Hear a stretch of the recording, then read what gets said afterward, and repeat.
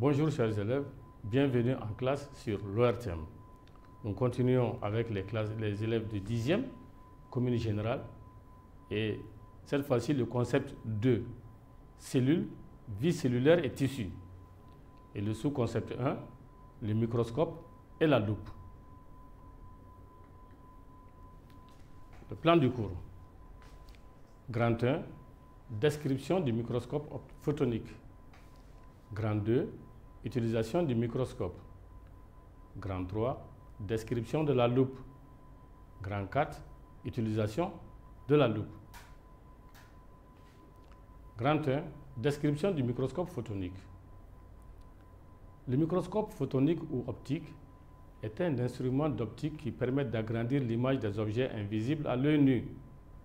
Les objets invisibles, c'est les cellules, les microbes, etc. Le microscope optique classique se compose de deux parties essentielles. Un système optique qui est constitué par les pièces, les loupes, qui est constitué par les loupes, et une partie mécanique ou stative qui est constituée par les parties mécaniques. Les schémas ci-après représentent deux types de microscopes photoniques. Ici, vous avez un microscope optique à miroir. Et vous allez voir le miroir là-dessus. On voit que c'est annoté. Il y a les différentes parties, l'oculaire, le tube, la crémaillère, la vis macrométrique, les revolvers qui portent les objectifs. Vous avez les vis micrométriques. Vous avez aussi la platine sur laquelle vous avez un chariot. Sur certains microscopes, vous n'avez pas de chariot, c'est des valets que vous avez. Et ici, vous avez le pied, le statif, etc. Et le second exemple, c'est le microscope optique électrique. La différence entre ce microscope et le premier, c'est que ce microscope, il porte une lampe. Et la lampe remplace le miroir. Et vous avez l'oculaire. Il est beaucoup plus proche de l'œil et son rôle, c'est on observe l'objet à observer à partir de l'oculaire. Il est formé de lentilles. Ensuite, vous avez, donc, en venant vers la droite, vous avez la potence. Elle supporte le tube optique et les vis de mise au point. Ensuite, vous avez la platine. Et ici, vous voyez qu'il y a sur la platine, vous avez les valets. La platine est percée d'un trou au milieu et la platine sert à recevoir la préparation. Ensuite, vous avez la vis micrométrique. La vis macrométrique, elle permet d'obtenir une mise au point approximative en déplaçant le tube optique avec une grande amplitude. Ensuite, vous avez la vis micrométrique. Elle permet d'ajuster la mise au point en déplaçant le tube ou la platine par des mouvements lents et de faible amplitude. Le pied, c'est le support de tout l'appareil. Et à gauche, de bas en haut, vous avez la lampe. Il va remplacer le miroir. C'est lui qui va donner la lumière pour la préparation.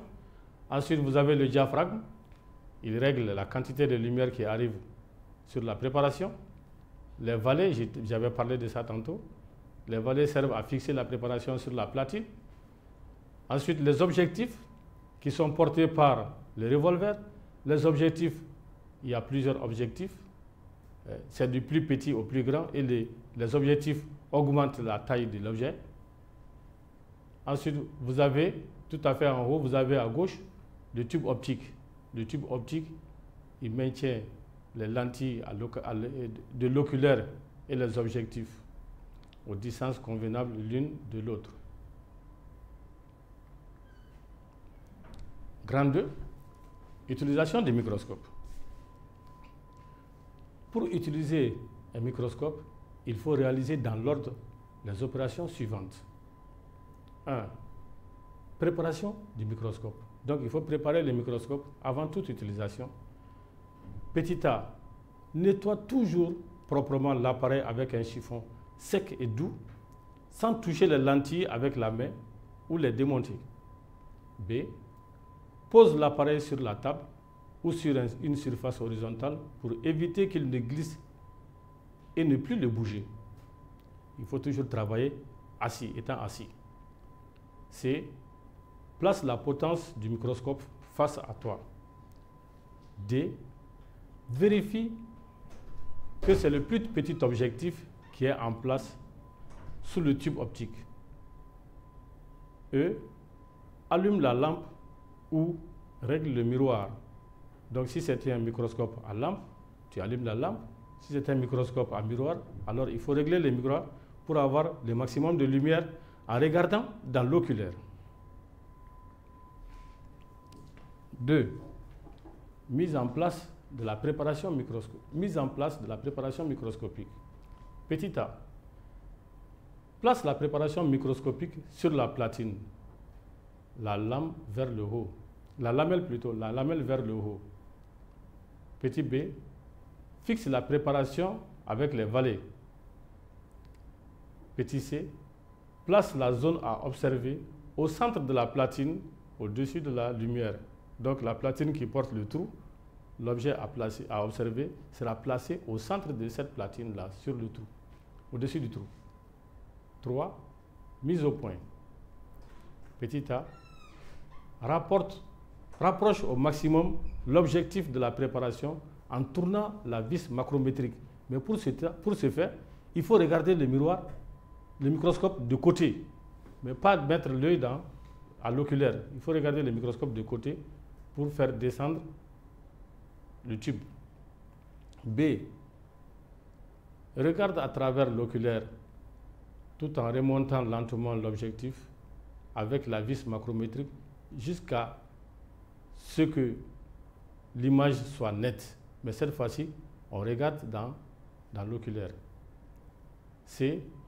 Affine la mise au point avec la vis micrométrique. D. Règle l'intensité de la lumière en tournant le diaphragme. 4. Augmenter le grossissement. A.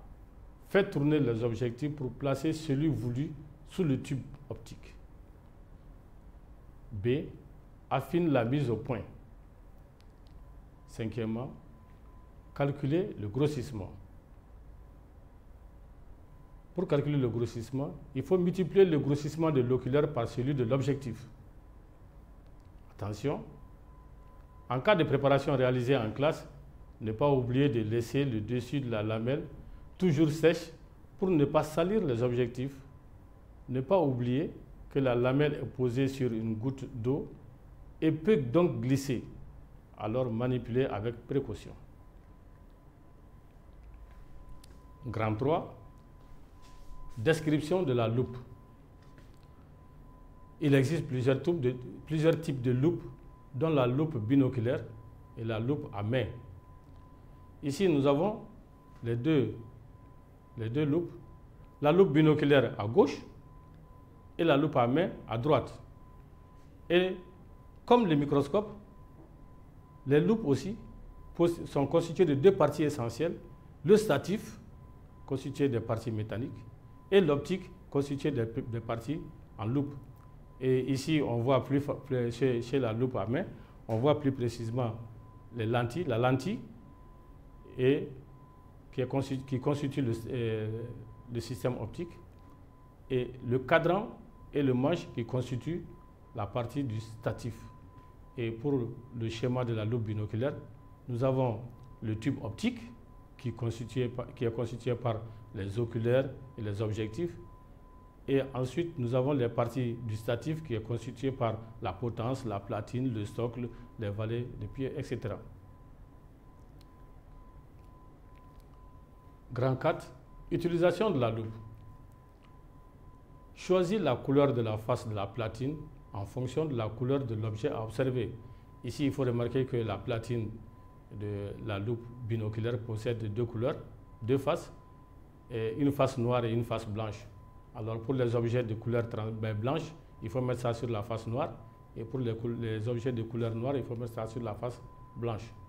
place la préparation sur la platine et faire la mise au point à l'aide des boutons de mise au point pour la loupe binoculaire. Pour la loupe à main, plus on approche la loupe de l'œil, plus l'image grossit. Mais ici, il faudrait faire ça par tâtonnement. On rapproche progressivement ou on éloigne progressivement. Notez bien, la loupe binoculaire donne des agrandissements supérieurs à ceux de la loupe à main.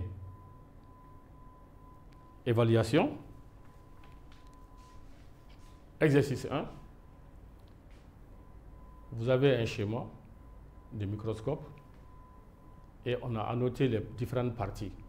On vous demande de trouver à quelle partie du microscope correspondent les numéros de la figure ci-dessous. Exercice 2.